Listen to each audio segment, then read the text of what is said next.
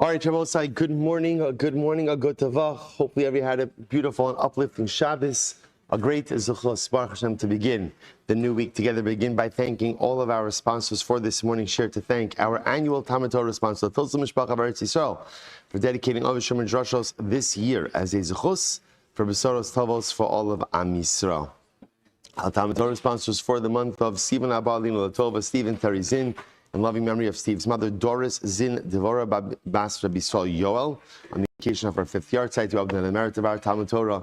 And Shalom will have an aliyah, the family in Necham. So with that, and of course, we as always, we dedicate our learning in the schos of our precious hostages. May Chalish Baruch Me'er Hashem bring them home, b'shalom and b'karav, and the merit of our holy soldiers. May Chalish Baruch Me'er Hashem protect them, give them shmira yisir, allow them to be successful in all of their endeavors, and indeed come back to their families b'shalom and b'karav. Well, so with that, let us begin. Thank you to Rabbi Richter for giving shir yesterday. Today we are starting on Lamed Ches Amud Aleph 38a on the top of the daf. Hopefully you did your homework, Emir Hashem from last night, as I put out on the chat. So we are starting at the two dots. Emir Hashem, gotta check the chat. Also, if I didn't do it, there's no way we're going to be able to keep up Emir Hashem with the pace this week. A lot of Gemara to do ahead of us. So we're starting from the two dots on top. So Shevuos HaPikadon Keitzad.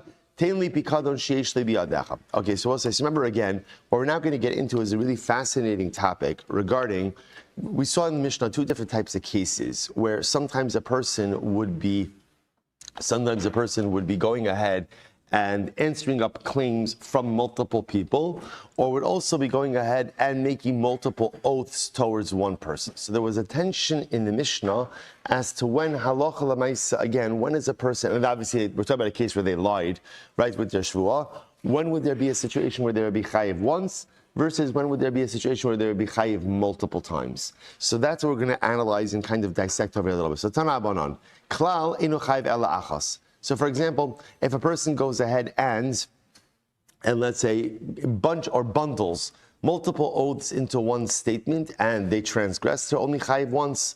Parat chayiv kol achas v'achas. But if you specify, ultimately, again, you are chayiv on every single individual shvuah. Again, the specifics of that we're going to see in just a little bit. Rabbi Meir, these words Rabbi Meir. Rabbi Yehuda says, Rabbi Yehuda says like this: Shvuah lo lecha v'lo lecha v'lo lecha. Chayiv al kol achas v'achas. So Rabbi Yehuda says, if a person, let's say again, I go over, right, let's say 5 people come over to me, and each of them are making a claim that I owe them some item, right, some pikadon, and what's halach? I say, shvuah lo lecha, I swear I don't owe to you, v'lo lecha, and not to you, and v'lo lecha, and not to you, and then it turns out that I'm lying, I'm going to be chayiv ultimately again for every single shvuah.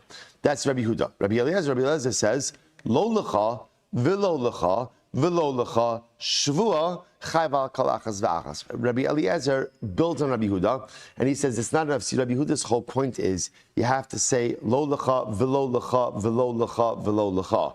So Rabbi Eliezer builds on this, and he says, yes, you have to say v'lo lecha, v'lo lecha, v'lo lecha, but you also have to add in the word shvuah afterwards. That putting shvuah at the end makes it individualized shvuah, and therefore again creates individual liability. Incredible. Rabbi Shimon says, Ad Yomer shvuah l'chol achas v'achas. Rabbi Shimon comes along and he says, no, in order to create individual liability, you actually have to say shvuah lo lecha, shvuah lo lecha, shvuah lo lecha. So we'll say, so this is the tension. What needs to be said in order to create individual liability? And obviously in the absence of individual liability, there's only going to be what we'll call collective liability, that klal versus the prat. I'm Rabbi Yehuda Shmuel. Rabbi Yehuda says the name of Shmuel, klalo shel Rabbi Meir, prato shel Rabbi Yehuda. Essentially, what is a klal case, right, an inclusive case where it only creates one level of liability. So klal shel Rabbi Meir is the prat, is the individual case of Rabbi Yehuda. Again, Rabbi said, just so you understand over here what klal and prat means in this context. So klal ultimately again refers to the idea that there's only going to be chayiv once, right? Because everybody's grouped, essentially, all the claimants are grouped into one shvuah, versus prat, which is going to mean, again, all the claimants are broken out, are individualized, and therefore there's going to be liability for each individual shvuah. So Shmuel comes along and says, Rabbi says, we're on Lamed Ches Amud Aleph, 2, 4, 6, 8, 10 lines down from the top. So Shmuel says like this: the klal of Rabbi Meir, ultimately is the equivalent to the prat of Rabbi Huda, and klalosh Rabbi Huda, pratosh Rabbi Meir. Okay, that's Shmuel says. Shmuel says, we'll see this play out a little bit more specifically in the Gemara. Rabbi Yochanan says, Hakol modim bivelo lecha shehu prat. Shabbos say, Rabbi Yochanan comes along and says, no. Everyone agrees that if you say velo lecha, now we have to be very specific with our wording over here. What Rabbi Yochanan is really focusing on is the vav. The vav. That velo, not lo lecha, but velo lecha. That introduction of the ve ultimately creates individuated liability. So what's the machlokes? Lo nechleku ella belo lecha. So this is very interesting. Rabbi Yochanan understands over here, he says that everyone agrees in velo lecha. So again, if I say Shevuos, that I don't have your pikadon, right? Velo lecha, that everyone will agree that halacha l'ma, and then it turns out that I'm lying. Of course, all of these cases presuppose that I'm lying. So halacha l'ma, Rabbi Yochanan says, everyone agrees that I'll be chayiv for each individual claimant, each individual shvuah. Where's the machlokes? When I say lo lecha, without the vav, is there individual liability in that case? Rabbi Meir says prat. Rabbi Meir says even lo lecha without the vav is still a prat, it's still individual shvuah. Rabbi Yehuda says no, it's a klal. Okay, let's analyze. Ve'ezu klosh Rabbi Meir. So what's in Rabbi Meir's world? What's his klal? Because remember again, interestingly enough, we quoted a number of different opinions. Right? We quoted Rabbi Meir, Rabbi Huda, Rabbi Eliezer, and Rabbi Shimon. But interestingly enough, 3 out of those 4, Rabbi Huda, Rabbi Eliezer, Rabbi Shimon, quoted specific cases. Rabbi Meir did not quote a specific case. All Rabbi Meir said was like a general rule. He says, klal, right, if you included all of the claimants in one general denial, you're only chayev once. If you specified the claimants or you specified the denials toward the respective claimants, then you're chayiv for every single one. But Rabbi Meir himself did not articulate what is a klal and what is a prat. So ve'ezuhu klal Rabbi Meir, what is Rabbi Meir's klal? Shvuah she'ein lachem biyadi. So we'll say Rabbi Meir's klal would be like this. So imagine again, there are 5 people claiming against me, right? Each of them are claiming that I have something of theirs in my possession.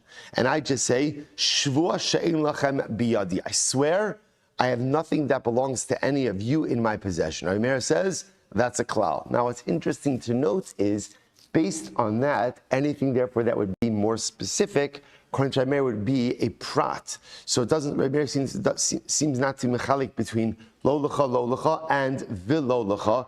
Both of those would be prat cases. Okay, so what are they arguing about?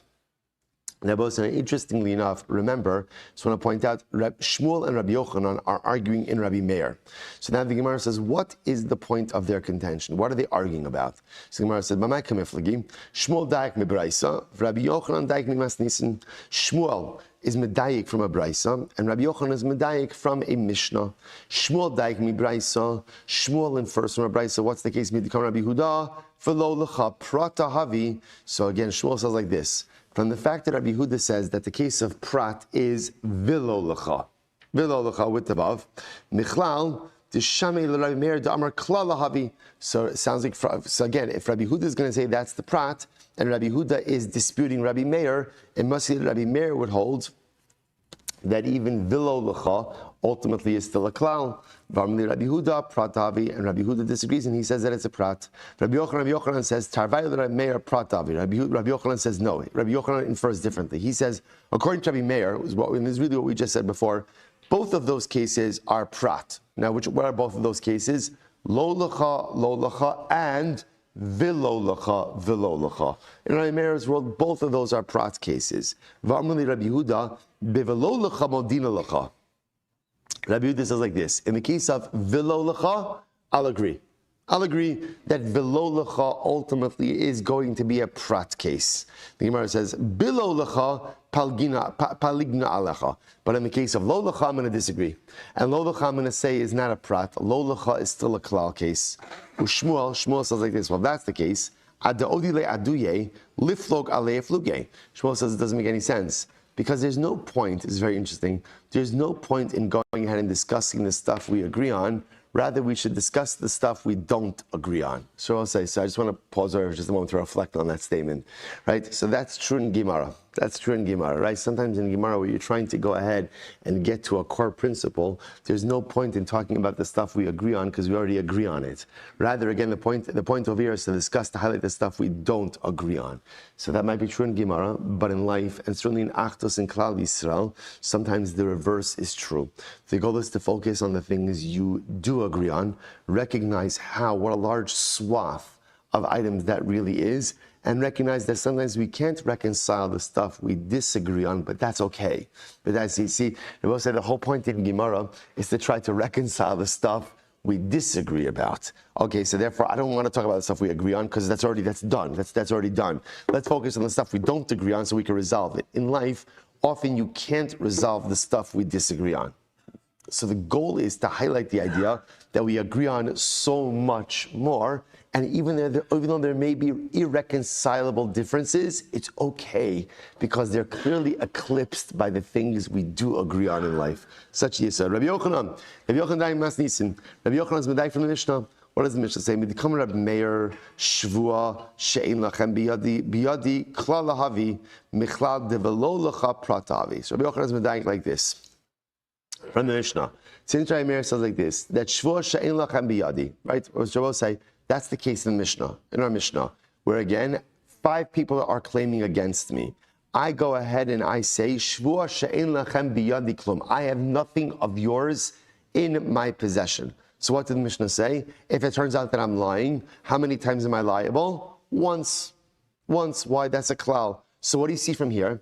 What you see is that's the case of the klal. Michlal develo lecha prat havi. So you can infer from that a case of velo lecha ultimately is going to be a prat. Because if you would think that even velo lecha is still klal, adamashmalon Shevuos she'ein lachem biyadi nashma'inon Shevuos lo lecha velo lecha kol shekain Shevuos she'ein lachem biyadi. Because if Rabbi Meir would really hold that even velo lecha is a klal, then let the Mishnah state that case. Because if you would say again, 5 people claim that I have something of theirs, and I say lo lecha velo lecha velo lecha velo lecha, and I'm still only chayiv once, then alachas kama v'kama. If I say what? Shevuos she'ein lachem biyadi, of course it's only going to be one level of liability as well. The Shmuel says, Kala omer lo lecha velo lecha ki omer Shevuos she'ein lachem biyadi. Shmuel on the other hand says that according to Rabbi Meir, no. When you say lo lecha velo lecha, it's as if that's still a klal, and it's as if you've said Shevuos she'ein lachem biyadi. Okay, so we'll say, so this is so essentially what we have over here is the sheet of Rabbi Meir, Rabbi Huda, Rabbi Eliezer, Rabbi Shimon. Okay, those 4 sheets. Now we have the sub-machlokes of Shmuel and Rabbi Yochanan in the position of Rabbi Meir. Okay, good. So now the Gemara raises a couple of different questions. So Tashma, Teinli Pikadon, Utshum Asyad, V'gezel Va'aveda. So we'll say, so remember again, the Mishnah then quoted a case, right? I go over to Reuven, I say, Reuven, give me my pikadon that you have, my loan, my stolen item, and my lost item. I'm claiming all of these things from Reuven. Right? Now, again, if Reuven says, Shevuos she'ein li biyadi, ein lecha biyadi, then he's only chayiv once. But if he says, Shevuos she'ein li, pikadon, shomes yad, gezel va'aveda, then what? He's chayiv 4 times. Now, what do you notice about the syntax over here? It's a vav. There's a vav. What do you see from here? That clearly again, lo lecha, vilo lecha is going to be prat, but it sounds like that without the vav, it would ultimately again be a klal, right? That lo lecha would be klal. So the Gemara says, no, tani, shomes yad, gezel, aveda. Take out the vav. Wrong girsa in the Mishnah. Rather, again, the girsa should be without the vav. Okay, both say first wide line, lamed chesam dalif, tashma, tein lichitin, usa orin, v'kusmin. Should I say once again, the Mishnah's case makes it sound like what? That it's velo lecha, right? Remember again, if the vav is there, the vav creates individual liability. No vav, it seems to be a klal. So we'll say that again, that's a kash on Rabbi Yochanan. The Gemara says, Tana Sa'orin Kusmin. The Gemara once again answers by saying, no, remove the vav. Remove the vav, wrong syntax. The Gemara says, it doesn't make any sense. The Hai Tana Kolachi Shabish Tani Va'azil. I don't understand. So every single phrase in the Mishnah is wrong, right? In other words, that's your answer to everything is, change the girsa. Change the girsa. It can't be that everything in the Mishnah is wrong. Ella, Gemara Shevuos is fascinating. You're right. Shevuos said this whole time we're trying to fit this in according to Rabbi Yochanan or Rabbi Shmuel according to Rabbi Meir, to which the Gemara says in reality, Shevuos said, now understand, why are we trying to align this with Rabbi Meir? Because again, remember, we have a principle in Mishnayos, generally that's what? Stam Tana Rabbi Meir, right? That a Stam Mishnah will reflect the view of Rabbi Meir. That's why we're assuming over here that without attribution, it's going to be Rabbi Meir, and that's why we're trying to fit this in. To which the Gemara says, you're right, stop doing that.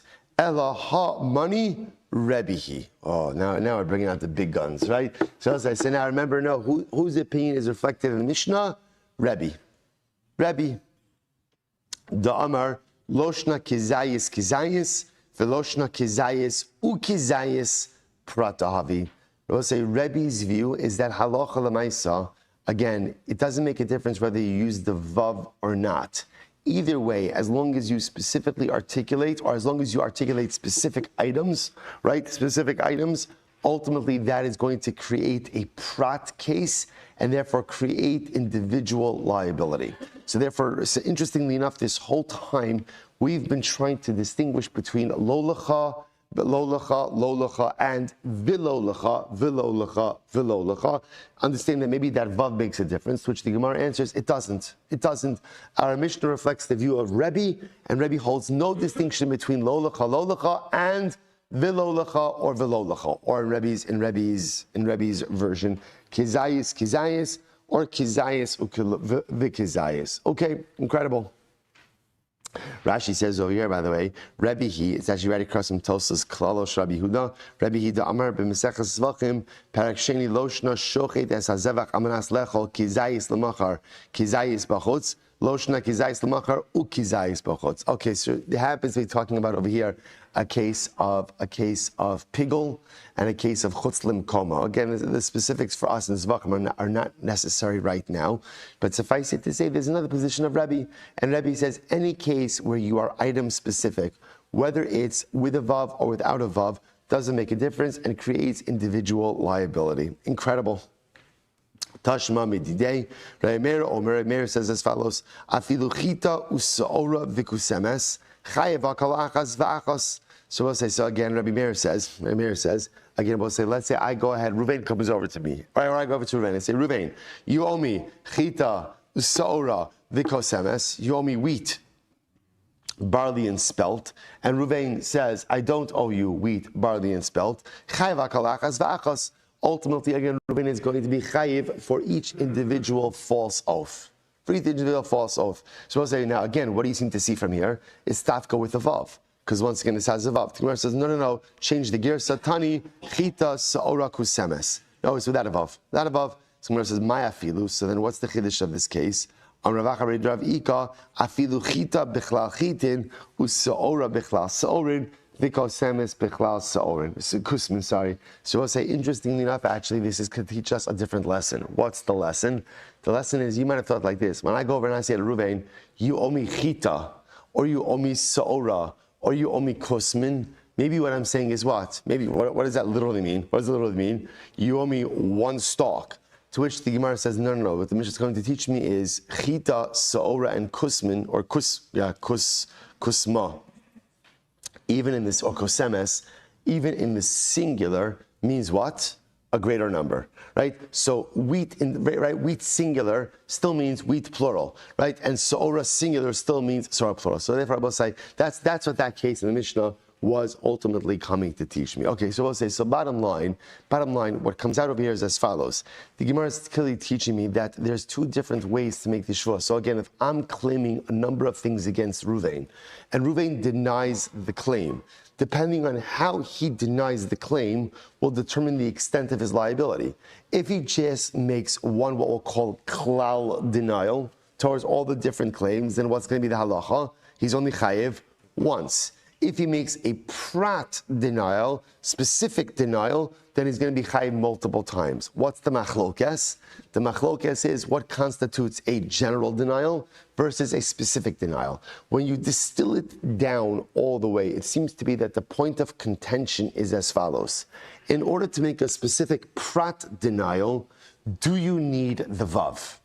Do you need a vav? Or to say it, in other words, so obviously, everyone agrees that in order to make a specific denial, what has to happen over here is what's the opposite of the claimant? I'm the claimant. I'm making the claim against Reuven. What is he? The defendant. Respondent? Respondent. I'm taking advice from legal counsel today. Right? Good. Does everyone know Aaron Raskis? Aaron Raskis, again, he's usually only on Zoom and with a backdrop of palm trees. So here, he wanted to see how the other half lives. Right? So Aaron was with us every morning on Zoom. So again, the respondent, right? So everyone agrees, right? So again, let's just so you understand how this works, right? I'm going over, I'm saying, Reuven, you owe me, let's just keep this case. You owe me wheat, barley, and spelt, right? So obviously everyone agrees that if Reuven says, I owe you nothing, and Reuven lies, how many carbon? What's his liability? One, right? He's chayv one carbon, right? But so here's the shaila. When he responds to me, so obviously in order to go ahead and create individual liability, he's going to have to say wheat, barley, spelt. The shaila is, does he just have to say, I don't owe you wheat, barley, and spelt, or is it wheat and barley and spelt? Chita, Usaorin v'kosmin. So the Gemara doesn't seem to. So that seems to be the point of contention. So let's listen to this. I'll go to the Rambam. So the Rambam says over here in Hilchos Shevuos, Perek Zayin, Halacha Yud. Here it is. Hayu chamisha tovinoso. Right, so there are five. Bless you. So there are five people claiming against me. V'omrim lo tein lanu pikadon shish v'decha. Now, okay. So the Rambam's case, the way the Rambam illustrates this is not as me making, or I should say, someone claiming against me five different things, but rather again, it's five different people claiming against me. Right? It's the same case, right? So five people come to me and say, each of them claiming, you owe me a pikadon. You owe me, right? I deposit something with you. And I say, Shvua shein lechem biyadi, and I swear and I say, Chevra, I don't have anything that belongs to any of you. It turns out that I'm lying. Okay, one-time liability, right? Makes sense. That's a klal case. I included everyone. Shvua shein lecha biyadi, lo lecha, v'lo lecha, v'lo lecha, chayev akal achas za'achas. And I will say, listen to the wording of the Rambam. But the Rambam says, but if I swear, Shvua she'in lecha biyadi, lo lecha, v'lo lecha, chayav akal achas. What did the Rambam do? The Rambam combined both. Right? It's fascinating. So the Rambam said, lo lecha, and v'lo lecha. Hence the Lechem Mishnah says, Nira de Posei Rabbi Yochanan de Kamar Alib Drameir de Lo Shani Ben Hecha de Amar Lo Lecha Bevav O Belovav the Tarvayu Prati Hava. So both says therefore again Halacha L'Maisa the Rambam Paskins essentially can either say in one of two ways, either like Rabbi Yochanan's version of Rabbi Meir, or like who, like Rebbe, who made no distinction between Kizayis and Kizayis. Either way, interestingly enough, halacha l'maisa, in order to go ahead and make a prat case, all you need is to specify the claimant, to specify the claim. Whether you use the vav or not is inconsequential, and you'll be chayiv ultimately again for each denial. So fast, I will say, it's also one of these incredible examples. Sometimes the Rambam explicitly articulates how he's paskening, and sometimes his psak is done in such a nuanced way. It's fascinating, right? In other words, if you read this too quickly, you're not going to pick up on it. It's only that if you say, Shvo she'en lecha biyadi, lo lecha, v'lo lecha, so that's how you paskin. So as long as the respondent goes ahead and specifies each one, whether he's saying the vav or not, halacha that'll create individual liability for each thing that he is denying. Incredible. All right, let's go weiter. Next. So the Gemara is like this.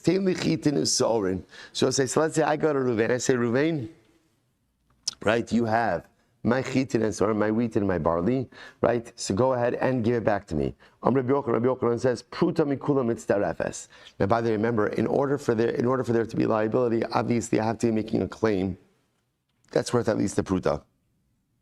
Rabbi Yochanan says that a combined pruta from the items being claimed works as well. So as long as there's a combined pruta, we're good to go. Pligi barav achav ravina. So we'll say this is actually quite fascinating. Chad amar aprati mechayev, aklali lo mechayev. V'chad amar aklali nami mechayev. So we'll say this is quite interesting. Let me tell you this outside, and then we'll see it, and then I'll show it in Rashi. So imagine the following scenario. I go over to Reuven. I say, Reuven, you owe me wheat, barley, and spelt. Reuven says, I don't owe you wheat, barley, and spelt. So we'll say, so now here's the shaila.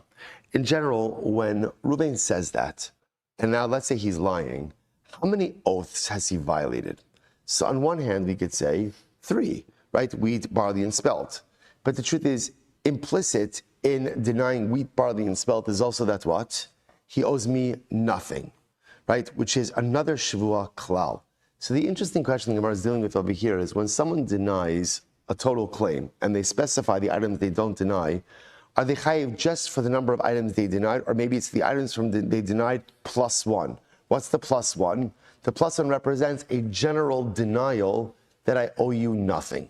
Look at Rashi for just a moment. Rashi says, Chad amar prati mechayiv aklei lo mechayiv, chayiv akal achas v'achas diktani masnisin, chayiv shalosh kamar, chad achitin, v'chad asaron, v'chad akusin. So I go over to Reuven and say, Reuven, you owe me wheat, barley, and spelt. And Reuven denies the claim. Reuven says, I don't owe you anything. I don't owe you wheat, barley, and spelt.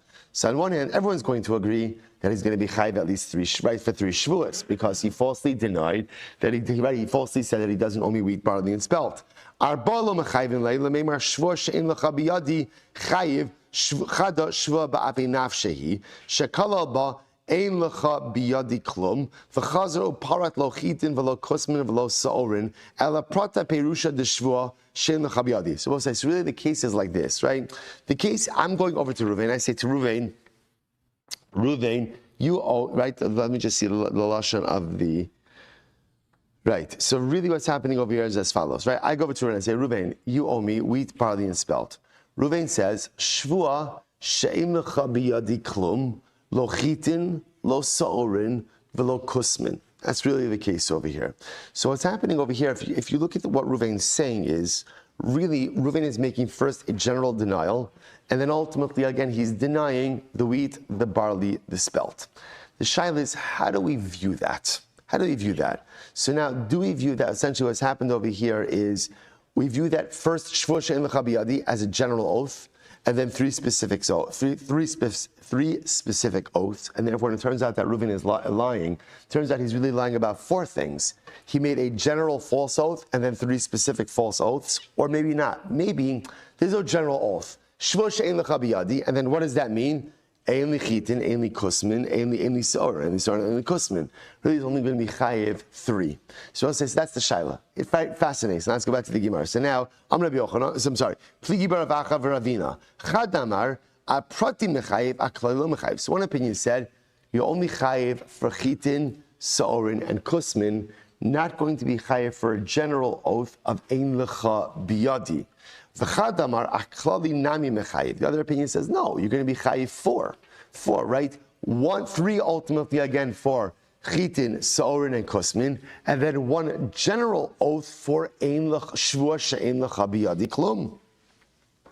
Vatani b'chia harekan chamesh esrei chatos. So here's the issue. Rabbi Chia said there are 15 chatos. Now remember again, what was Rabbi Chia referring to? Rabbi Chia ultimately again was referring to the case of where there are what was it? It was Rashi says over here, Rabbi Chia, 3 lines from the bottom. Beduchti achrisi harekan. Sorry, no, not yet. Tesval chatos. I'm sorry. Second Y line in Rashi. Hayu chamisha tovin osov de masnisin. Right, it's the case of the Mishnah of where 5 people are making a claim against me. V'chol echad tavu chitin usaorin v'kusmin. Right. So let's remember again, 5 people claiming against me. each person claiming chitin, soren, and kusmin. I swear to each of them, I don't owe you chitin, soren, and kusmin. If it turns out that I'm lying, what's the halacha?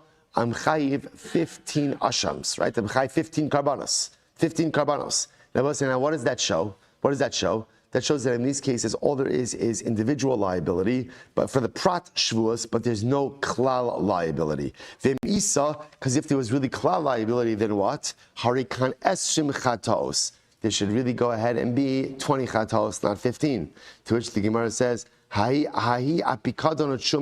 sorry. V'im isa esrim havyan. So hai tana de prati ka chashiv de klal lo chashiv. Maybe the Tana is only talking about the individual liability, not talking about the klal liability. But Rabbi Chia says elsewhere that you're actually chayiv 20 chatas offerings, which makes it sound like you're chayiv not only for the individual prat Shevuos, but also chayiv for the general Shevuah of ein lecha biyadi klum, hahi apikadon u'trumas yad gezel va'avedan. No, that's talking about where 5 people claimed 4 things against me. If 5 people claim 4 things against me, I'm both saying I deny those 4 things to the 5 people. That's what generates ultimately again 20 chatas liability. So I'll say, so interestingly enough, so again, just to understand the question over here. In this case, and this is quite interesting, number of people are making a claim against me for a number of different things. So again, 5 people are coming against me and they're each claiming I owe them chitin, soren, and kusmin. I go ahead and I say to them, Shvuah she'ein lachem biyadi klum, lo chitin v'lo soren v'lo kusmin. I make this shvuah to all of them. So the shaila is, everyone will agree that I'm going to be chayiv individual liability for chitin, soren, and kusmin. The shaila is there also general liability for that first shvuah of ein lachem biyadi klum? So that's a machlokes. That's a machlokes. So the Gemara goes right there. B'ay minei Rav Meir Rav Nachman. B'ay minei, good. By mine Rava Mirav Nachman. So raise of Rav Nachman. Hayu Chamisha Tovanoso. 5 people are making a claim against me. Va'amru lo tein lanu pikadon u'shumes yad gezel va'avedi sheish lanu biyadecha. So now watch this. So 5 people are coming against me, and they're all coming with the same claim. And what do they say? Give us the pikadon, right? Pikadon, the deposit. Shumes yad means a loan. Gezel, something you stole from us. And Aveda, a lost object that you found, right? And what happens? Amar Lechman, I say to one of the claimants, Shevuah she'ein lecha biyadi pikadon shumes yad gezel va'aveda. So I respond to one of them. So let's say again, it's Ruvain, Shimon, Levi, Yehuda, and Yisachar that are all coming to claim against me. I say to one of them, Ruvain, I swear to you that I don't have a pikadon, a shumes yad, gezel va'aveda. And then what do I say? V'lo lecha, v'lo lecha, v'lo lecha, v'lo lecha. That's what I do. And again, I do the v'lo lecha to each of the rest of them.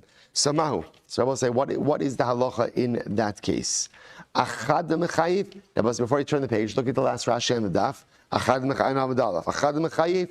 Akol echad ve'echad mehanach basray develo lecha dekamar lav aprata de bikadon atzumas yad kai ve'in kan elaches chatos dal mishum rishon ve'echad lechol echad mirash. So we'll say, here's the shaila, right? So you hear what's happening over here? 5 guys are making a claim against me, and those 5 guys are claiming against me pikadon, right? Deposit, chumas yad, alone, gezel, stolen object, aveda, lost object. I swear to her, I say, Ruvain, Shvuah she'ein lecha biyadi pikadon shumes yad gezel va'aveda. And then I say v'lo lecha, v'lo lecha, v'lo lecha, v'lo lecha. Turns out that I'm lying. Right? Turns out that I'm lying. So we'll say, so now everyone agrees that legabe Ruvain, I'm going to be chayiv 4 things, right? Because for Ruvain I specified the denial of each of the claims. The shaila is, what does the v'lo lecha do for the rest of them? So we'll say, maybe I'm only chayiv once for the rest of the claimants on the days. Oh, Dilma, akol chad v'chad mechayiv, or maybe not. Maybe I should be chayiv ultimately again for individuated liability for each of the claims by the other claimants as well. So Gemara says, let's analyze. So Tashma, the Tanya B'chia, Harei kan esrim chataos. Oh, we'll say in this case, I'm chayiv 20 chataos. Now what's the case? Hechi dami, ida parish. So again, if I specified, now what does it mean I specified? I went to each of the guys and I said, Shvuah she'ein lecha biyadi, right? Lo pikadon, shemes yad, gezel va'aved, right? Then again, the Gemara says that's obvious. So the Gemara says, Rabbi Chia, you're not aslashmin, Rabbi Chia just has to teach us how to count. That's obvious. Elalav, the lo parish, right? There must be a case where I did not specify by the rest of them. Ushma mina pratahavi, and it turns out that's what? That indeed, ultimately, again, it is the prat. So therefore, again, there are two important pieces of halacha l'maisa that are really combined into one over here. So number one, in this case, where 5 people are petitioning me, right, and they're all making the same claim. What's the claim they're making? They say, Silber, you have in your possession our pikadon, our loan, right, our loan, a stolen object and a lost object. I turn to Reuven. I say, Reuven, Shvua she'en lecha biyadi. I swear I do not have in my possession your pikadon, your loan, your stolen object, and your lost object. And then I say, velo lecha, velo lecha, velo lecha, velo lecha. That is the equivalent, halacha l'maisa, the Gemara says, of making an individualized shvua towards each of those guys. And therefore, if it turns out that halacha l'maisa, I've lied, what's the halacha? What's the halacha? I'm chayiv 20 chatos. 20 chatos. Some things are not worth it, right? You're right. Something is not right. You are going to make the Kohanim very happy, right? That's a Shabbat Lamaisa, a tremendous amount of liability. I both say so again. So two things, and this is how the Rambam pasking. So two things come out of here. Number one is that there is individual liability with v'lo lecha, v'lo lecha, v'lo lecha, v'lo lecha. And I both say what else we see from here is that halacha l'maisa, you're only chayiv on the prat, not chayiv on the klal. That going back to our original question, when I say shvua she'ein lecha biyadi, right? Lo pikadon, v'lo chomas yad, v'lo gaza, v'lo aveda. I'm not chayiv an additional shvua for a general klal shvua. I'm only chayiv ultimately again for what? For the individual shvuos that are made, which was our previous question. Okay, incredible. Rabbi says, finish up the parak. Anasta upasitas biti. So I'll say the Mishnah then ended off with an interesting case where someone claims ultimately again a knas.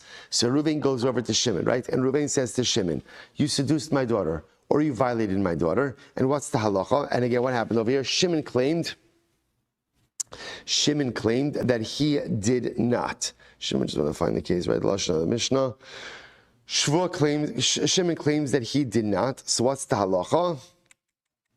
Sorry. Good. So we'll say, so this was a machlokes. Good. Anastu pasitas biti v'omer lo anastu pasiti mashbiachani v'omer amen chayiv. Ultimately, it turns out that Shimon is lying. That Shimon is chayiv. Rabbi Shimon Potter, Rabbi Shimon says, no, he's Potter. Why? Shimon Mishalim Knas al pi atzmo. Rabbi Shimon says, no, this is a Knas. And since Modeh b'Knas Potter, and also again, you can't make yourself Chayv in a Knas. Therefore, again, if he swears falsely about it, he's going to be Potter. They responded back to Rabbi Shimon, Afa pi Shimon Mishalim Knas al pi atzmo, Mishalim Boshes upegam al pi atzmo. Doesn't make any sense because at the end of the day, even though you can't pay Knas, remember again, all of these cases, even aside from knas, there's still going to be other forms of financial restitution, namely boshes, pegam, right, humiliation, depreciation, any type of medical bills that are involved in this as well. So now says the Gemara as follows. So the Gemara says, Rabbi Chia bar Abba, Rabbi Yochanan. My time with Rabbi Shimon. What's Rabbi Shimon's logic? Because Rabbi Shimon says that if you swear falsely about a knas case, you're not chayiv. So the Gemara says, what's Rabbi Shimon's logic? Hoil v'ikr knas hu tovea. Because Rabbi Shimon's logic is the ikr tvia, the ikr claim is on a knas. That's right. Rabbi Shimon says the ikr claim is on a knas, and therefore again, because the ikr claim is on a knas, and if you admit a knas, you're pater, and right, therefore again, halacha l'maisa, if you swear falsely about this, there's not going to be shvua liability. Amar Rav says, to what can Rabbi Shimon's case be compared? La adam sha'amar lechavero. Could be compared to a person, right? I'll go over to her and say, Reuven, give me the wheat, the barley, the spelt that is in your hands. Amar lo, shvua she'en lecha biyadi chitin. So what happens? So Reuven swears and he says, I swear I don't have your wheat. Vishtachach the chitin hu delesle. And it turns out that he has no chitin. Has sa'orin v'kusmin islay. But he does have sa'orin v'kusmin. So I'll say, interesting, what's the halacha? The pater. Right? He's pater. Reuven is pater. Right? Because it turns out that when Reuven swore about the wheat, he was in fact swearing correctly. It didn't have the wheat. So Rabbi in this case over here, the Gemara wants to suggest according to Rabbi Shimon, ultimately again, when he swears about the knas, not that he's swearing correctly, but there's no liability regarding the knas, right? Because at the end of the day, modeh b'knas pater. If you admit the knas, you are going to be pater. So therefore, it doesn't make sense to say that if you lie about it, you're going to be chayiv.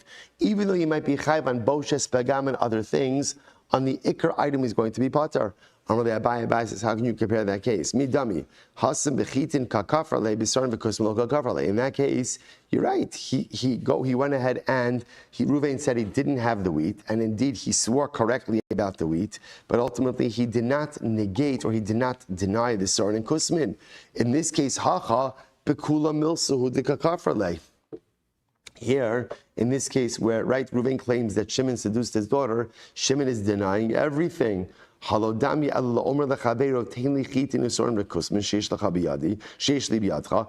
case is like this case should be compared to the following case. Reuven goes over to Shimon and he says, Shimon, give me the wheat and the barley and the spelt that you have. And Shimon says, Shevuos she'ein lecha biyadi klal. Right? And what happens? And Shimon says, I have nothing of yours in my possession. But it turns out that although Reuven doesn't have any of Shimon doesn't have any of Reuven's wheat, but he does have Shimon's barley and spelt.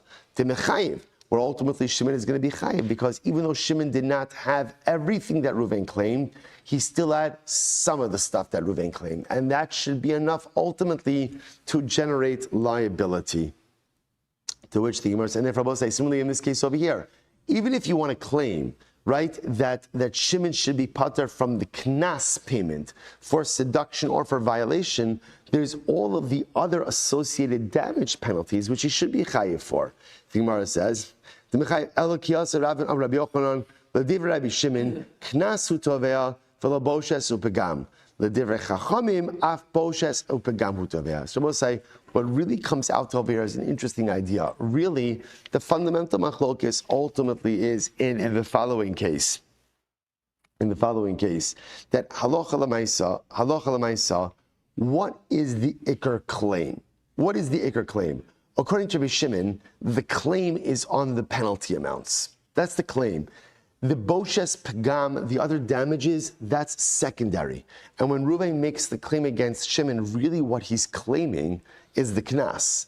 The Rabbanan, on the other hand, say the Rabbanan disagree, and the Rabbanan ultimately hold that halacha l'maisa, no, the claim is a total claim.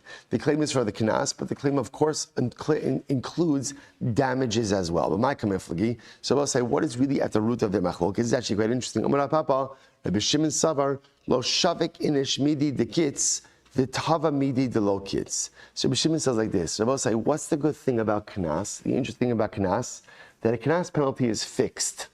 Damages are variable. So Rabbi Shimon says, in this claim you have fixed amounts and variable amounts. In general, when a person goes after someone else, they're always going to focus on the fixed amounts and not worry about the variable amounts, because the variable amounts, you don't know what they're going to be. Right? So therefore, Rabbi Shimon says, in this case over here, the focus of the tovea, the focus of the claimant, in this case Reuven, is I want the penalty amount for the seduction or for the violation. Damages, I'm not really thinking about right now because I don't even know how much that is. The Rabbanan, on the other hand, hold, right? So Rabbi Shimon Savra, lo shavik inish midi, the case of tavim midi, the low kids. The Rabbanan Savri, lo shavik midi, the chimode be lo miftar, the tavim midi, the chimode be miftar. The Rabbanan say, no, just the opposite, just the opposite. What you think is fixed is not really fixed. Why? Because Rabbi say, what happens if at any point in this process, Shimon admits that he violated or that he seduced Reuven's daughter? What happens? What happens? Boom, he's pater. He's pater. So the Rabbanan say it doesn't make any sense to focus your claim on something, on a claim which could easily evaporate to the exclusion of damages, where even if Shimon admits what he did, he's still going to be chayiv. So I want to say, so essentially the machlokes is just in the mechanism of the claimant. Like what is the claimant focusing on? Rabbi Shimon says the claimant is going to focus on or I should say the part of the claim that is fixed. What's fixed? The penalty payment. The Rabbanan will say it doesn't make any sense because that fixed amount could easily evaporate in a moment of admission. So therefore, again, it makes sense they're going to be focusing on ultimately, again, the damages, which remains even in the case of admission. So that's the machlokes. So Rabbi say, how do we paskin? How do we paskin? That halacha l'maisa, the Rambam paskins like the Chachamim. that ultimately, again, in this case of Reuven confronts Shimon and says to Shimon, you violated or you seduced my daughter, and Shimon claims that he didn't, and he swears to that effect. And halacha l'maisa, again, it turns out that he's a liar. There will be liability. There will be liability. There's liability both for the penalty payment, because remember, again, he didn't admit anything. So because he didn't admit anything, therefore, again, he's going to be chayiv.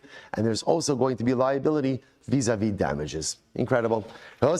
Hadron Allah, Shevuos Hapikadin, Mazel Tov, Mazel Tov, Mazel Tov. Okay, let's go back there. Celebrate. Good. All right, now let's go. Right. Shevuos Hadayan. I will say so again. Now, was we're also coming to the end of the Masechta. 10 block left. 10 day left. 10 days left. So Shevuos Hadayanin. So we'll say so now we're up to our next Shavua. So what's Shevuos Hadayanin? I will say now again. Rashi says over here. This is actually a very interesting Shavua. Take a look at the first Rashi in the new parak. Shevuos Hadayanin. Shadayanan mashbiin al yidei hoda'a b'mikzas hatayno. Oh, mod b'mikzas. Moed b'mikzas. So both say again, classic case of moed b'mikzas. I go over to Reuven and say, Reuven, you owe me $1,000. Reuven says, no, I only owe you 500. That is what's called the case of moed b'mikzas, partial admission, which triggers a shvua. That shvua, the moed b'mikzas shvua, that's the Mishnah is calling that Shevuos Hadayanin, right? Because again, it is administered in Beis Din. Incredible, incredible. So Shevuos Hadayanin. So what's an example of that? Hatayin l'shtei kesef. And I will say, by the way, moed b'mikzas, by the way, doesn't have to be it's interesting. Whenever we illustrate the case of moed b'mikzas, we always illustrate it in a case of a 50% admission. But that's not actually what it means. It just means partial admission. Partial admission. For example, Tayin l'shtei kesef. I claim that Reuven owes me $1,000, and he admits he owes me $10. That's also called the mixas, right? So Hashvus the Tainish take kesef, Voda Shava Pruta. And I will say the idea over here is the admission obviously has to be a Shava Pruta, right? Because if an admission is less than a Pruta, then obviously again nothing doing. Vim ein hodami mina taina potter. I will say there's another piece. So first of all, number one, the admission has to be at least a Pruta. That's number one. Number two, the admission has to mirror the claim. Right? In other words, if I claim against Reuven one thing and Reuven admits something different that has nothing to do with the claim, that's not moed b'mikzas. Kesas. And we're going to give examples. Kesas, shtei kesef yesh biyadecha. So we'll say, so what happens? I say to Reuven, you owe me 2 pieces of silver. And what happened? Reuven responds, in lecha biyadi ela pruta. Reuven says pruta. And now in this context, pruta means he's admitting to what? Copper. So I don't owe you silver, but I do have copper. So what's the halacha? Potter. Right? Why? Because again, the admission does not match the claim. Shtei kesef upruta yeshla pruta lecha. But if I say to Reuven, you have 2 silver pieces and the pruta in your possession, ein lecha biyadi ala pruta chayiv. And Reuven admits that he owes the pruta, then in that case it's going to be liability, right? Why? Because partial admission, right? Reuven admitted the pruta, but he denied the silver. Mana li biyadecha. I say, Reuven, you owe me a mana. Reuven says, I have nothing of yours in my possession. Right? He denies what we call kol for bakol. He denies the entire thing. What's talacha? Potter. Now we'll say again, we're going to see what this means. Right? We're going to see what this means. This means that's the case of. So what do you see? Kol for bakol, where there is a complete denial. Complete denial ultimately again results in a p'tur. Next, mana li biyadecha. I say, Reuven, you owe me a mana. Ein lecha biyadi ela chamishim dinar. Reuven says, I don't owe you $1,000, but I do owe you $500. Moed b'mikzas chayiv. Incredible. Next case. Now, by the way, don't worry. We're going to go through each of these cases in depth. This is fascinating. Mana la'aba biyadecha. Ultimately, again, right? So what happens? I go right. I go over to Reuven and say, Reuven, you owed my father $1,000, and Reuven says, so in the biyadi ela gimel dinar.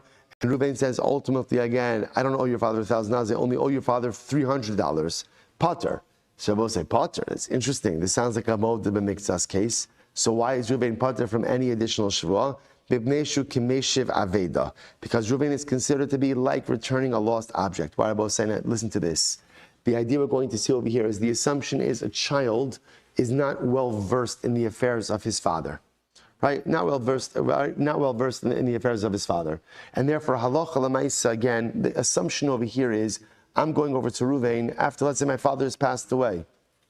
So now what happens? So now I claim against Reuven. I say, Reuven, you owe me this money. Reuven could easily say what? What could Reuven easily say? What could he say?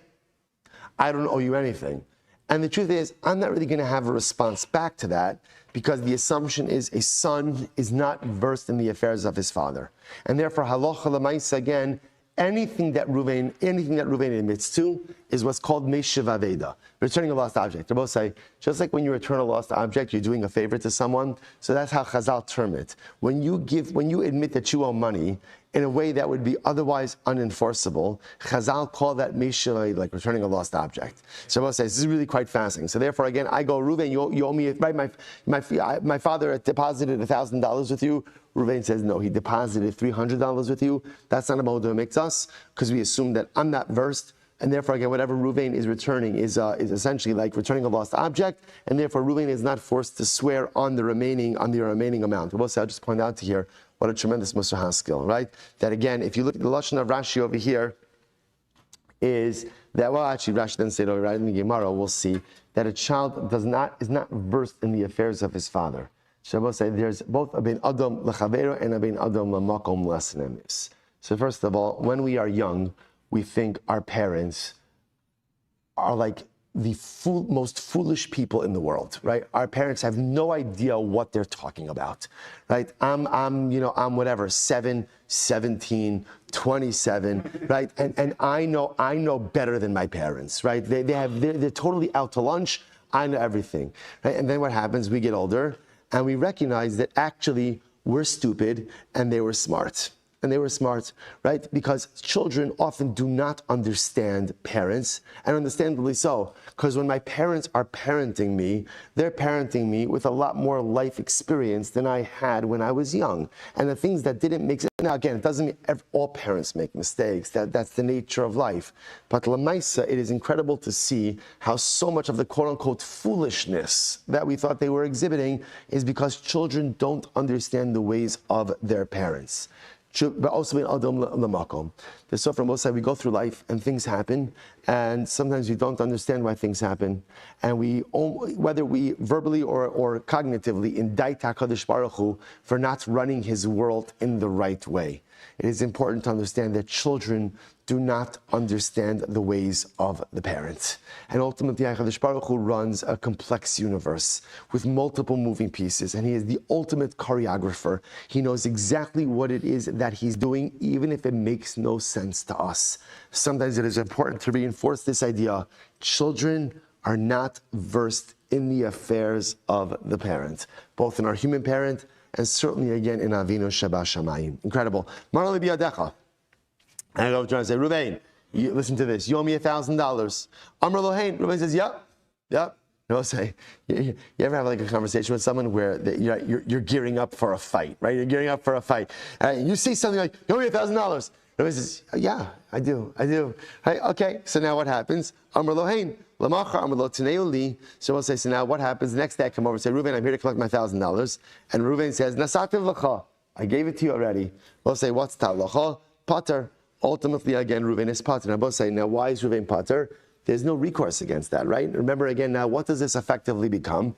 This becomes a motzi michaver alav araya case, right? Because I admitted that I owe Reuven already, right? Reuven's now I claim that I paid it already. Reuven claims that Reuven claims he paid it. I claim I haven't paid it. The burden of proof is upon the extractor. Again, now I have to go ahead and try to extract it. Now, what happens if, again, I go over to Reuven on Sunday, I say, Reuven, you owe me $1,000. Reuven says, yes, I do. I go to him on Monday. I say, Reuven, I'm here to collect my $1,000. Reuven says, I don't owe you anything. Then chayiv. Then Reuven's going to be chayiv. Now, even though normally, on a case of kofer bakol, right, where literally, generally, again, the respondent denies the claim in totality, he's pater. This case is different. Why is this case different? Because he already admitted it on Sunday, right? So if you admit it on Sunday and deny it on Monday, you are going to be chayiv a shvuah. Marli biyadecha. I heard Reuven, you owe me $1,000. Amar Lohain, right? Reuven says, yes, I do. And I say to Reuven, Al titneuli ela be'edim. Okay, I want you to repay me. Do not repay me without witnesses. Lamachar, on Monday, I go over to him, I say, Tneuli, I brought my witnesses, pay me up, pay up. So Nasativ Lacha. Reuven says, I paid you already. So what's the halacha? Chayiv. In that case, Reuven is going to be chayiv a shvuah. Why? Because we stipulated ultimately again that he has to pay me with witnesses. Incredible. Litra zav yesh libiyatcha. Reuven, litra, and I will say litra is a measurement, a weight. So I say, Reuven, you have a litra of gold litra of gold that you owe to me. So ein lecha biyadi ela litra kasef. So what happens? Reuven claims, and he says, no. I owe you a litra, but not of gold, but of silver. Potter. So ultimately, I will say Reuven's potter. And I will say, now why is potter? Because remember again, this isn't modeh b'miktsas. Because remember again, as we said before in the beginning of the Mishnah, modeh b'miktsas, what has to happen? The hodah has to be mimin hataina. Ultimately, again, the admission has to reflect the claim. In this case over here, so what do you see from here? In this case, I'm claiming gold. Reuven's admitting silver. Now you might have thought, now what's the chiddush over here? You might have thought that because we're talking the same measurements, right? Litra. Therefore, again, maybe that's modeh b'miktsas. Kamash b'la, no. In order for this to be a modeh b'miktsas, again, the claim, or I should say the response, has to mirror the claim. On the other hand, dinar zav yesh lebiyadecha, ein lecha biyadi ela dinar kesef, utrisis, upundis, upruta, chayiv, shakol min mapeh achas. Now, boss, interestingly enough, if I go ahead and I say to Reuven, you owe me a dinar zav. And Reuven says, now both say a dinar is a type of coin. If Reuven says, I don't owe you a dinar zav, I owe you a dinar kasef, or some other form of currency, that's called modeh b'miktsas. Why? Because since the claim was currency, as long as the admission is some form of currency less than the claim, that's modeh b'miktsas. Incredible. Kor tvo yesh biyadi, yesh libiyadcha. I go over to him and say, Reuven, kor, you owe me a kor. Now again, kor is a dry measure, right? So you owe me a dry measure of wheat. So what happens? Ein lecha biyadi ela lesech kitnis. Reuven says, no. I don't owe you a kor of wheat. Rather, I owe you a lesech, which is another measure of kitness of legumes. So what's the halacha? Potter. Now why is it potter? Because at the end of the day, again, the admission does not reflect the claim. I'm claiming grain. Reuven's admitting legumes. Two different things, therefore not modeh b'miktsas. Kor peros libiyadcha. If I said, Reuven, you owe me a kor of peros. Ve'ein lecha biyadi ela lesech kitnis. Reuven says, I only owe you a lesech of kitnis. That's chayiv. Why? Shakitnis bichlal peros. Oh, because interestingly enough, again, why? Because apparently kitnis, legumes, are under the umbrella of peros. Therefore, it's modeh b'miktsas. Incredible. Taina chitin, v'hodol b'sar and potter. Rabbi Gamliel mechayev. So we'll say, if I claim Reuven, you owe me wheat, and Reuven says, I owe you barley, so Tanna Kama says potter. Why? Because again, the response does not match the claim. Rabbi Gamliel says that you're going to be chayiv. So again, we'll see why that is. Hatoin lechaveiro b'kadesh shemen, v'hodlo b'kankanin. So this is a very interesting case. I go over to him and say, Reuven, you owe me jugs of oil. Reuven says, I owe you jugs. I don't owe you oil. So we'll say, what's the halach over here? Admon Omer, hol v'hodlo mixas miminatani yishava. Admon says, okay, that's modeh b'miktsas. The Gemara says, Chum omrim ein hodam miminatani. The Chum say, no, that's not modeh b'miktsas. Why? Because the Chum will say like this, what am I claiming? Oil, right? It's just that, again, oil can't be suspended midair. The claim is not on the jugs. The claim is on the oil, and therefore, again, halacha l'maisa, the Chum say that's not modeh b'miktsas. Rabbi Gamliel says, Rabbi Gamliel says, I think Admon is right. And that's modeh b'miktsas. Next, Taino Kalim v'karkaos. So let's listen to this. I claim against Reuven, Kalim and Karka. So in other words, I claim Reuven, you owe me utensils and real estate. V'hold v'kalim v'karkaos. And Reuven admits that he owes me the utensils, but denies the karka. Or b'karkaos v'kafar b'kalim. Or ultimately, again, he goes ahead and he admits the karka, but he denies the kalim, potter. Ultimately, again, we'll say in these cases, he's going to be potter. Again, we'll say we're going to see, by the way, that there is no modeh b'miktsas on karka. We'll discuss that. So the Gemara says, hold the b'miktsas ha-karkaos, potter. Similarly, again, partial admission by karka, potter. B'miktsas ha-kalim, chayiv. If he admits partial claim to the kalim, ultimately, again, he is going to be chayiv. So we'll say why. Shanichasim she'en len achrayis Because what says we're going to see, as much as there is no modeh b'miktsas on karka, but we see something very interesting, which is that when you have a combined karka kelim claim, a modeh b'miktsas on the kelim, which are metaltalin, can create a shvua on the karka as well. Again, we'll see all this in the Gemara. We'll say you don't swear based on the taina of a cherishot of a cotton, which means if a cherishot of a cotton makes a claim against you, their claim cannot trigger a shvua in me, which makes sense because their claim has not lachak validity. Ultimately, again, I both say.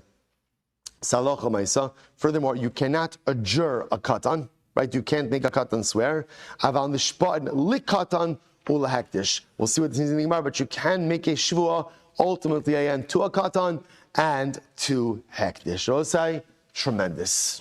What a day. Shkoyach, everyone. Now you understand the need for homework, right? Now you understand. There was a reason. Shkoyach, everyone. What a run. What a beginning of the week. Tomorrow we begin the new Gemara. Shkoyach. All right, have a great day, everyone. Good to see everyone. Have a great day. Good tavach.